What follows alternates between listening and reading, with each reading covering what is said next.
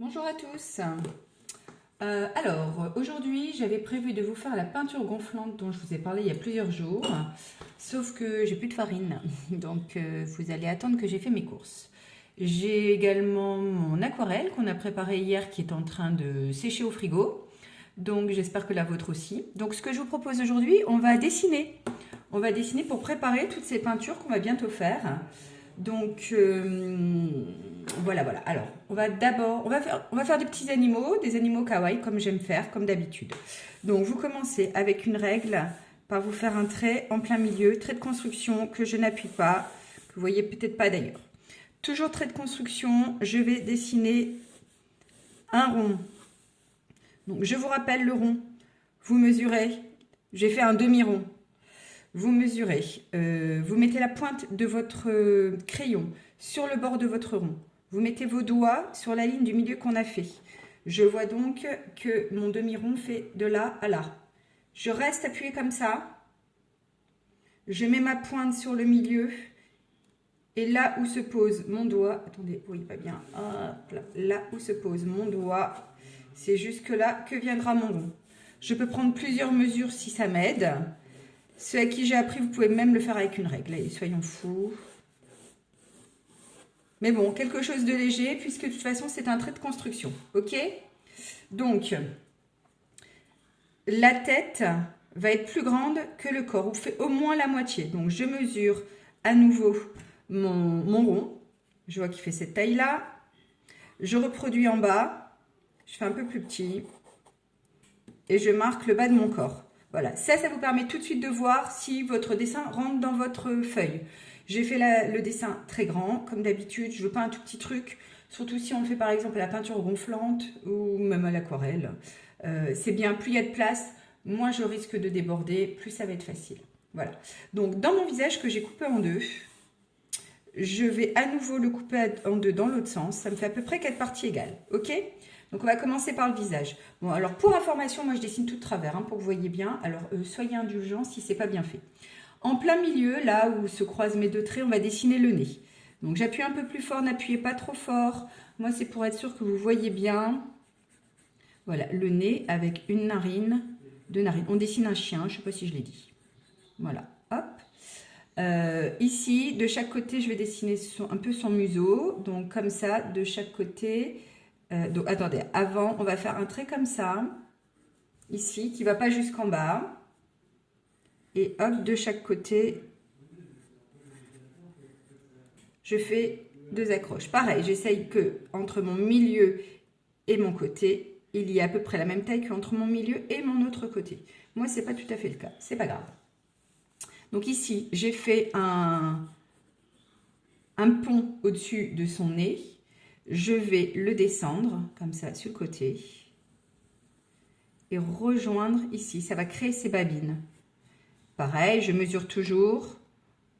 Hop, je reproduis de l'autre côté. Je fais à peu près la même distance. Ça, vous savez faire.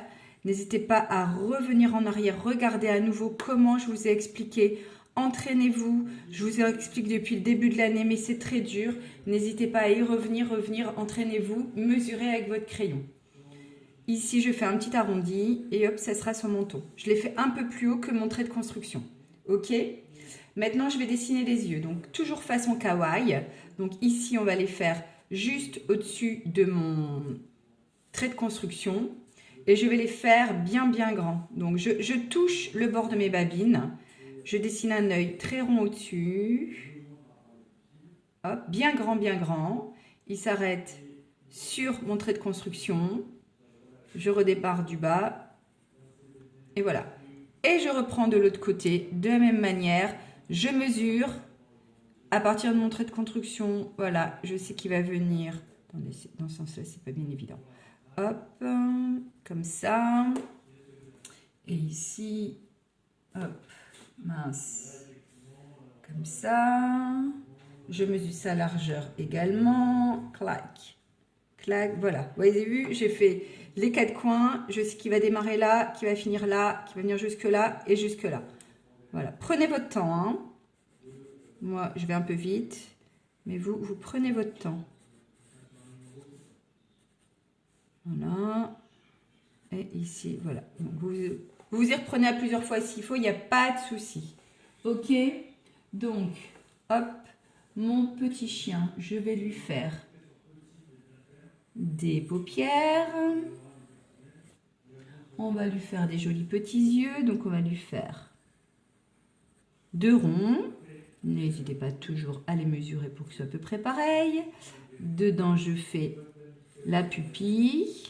Et je peux lui faire des petits points qui seront blancs en définitive. Voilà, ça c'est les yeux de mon petit chien. Si je veux, je lui fais aussi des petits cils comme ça, qui seront tout noirs à la fin et que pour l'instant, je ne fais pas parce que je le ferai directement à la peinture. Voilà, ça c'est les yeux de mon chien, ok? Ici, je peux faire quelques petits points pour la moustache. Voilà, ici ce trait-là. Donc, je vais gommer les traits de construction que je n'ai plus besoin. Donc, je gomme le milieu. Voilà, hop, tous mes petits traits. Pouf, pouf, pouf. Voilà, ça c'est ma tête. Je gomme pas encore le bas. Hein. Alors, on va lui faire ses oreilles. Donc, je repars d'ici, au-dessus. Je fais une oreille qui va venir comme ça. Crac, qui coupe un peu, qui dépasse là.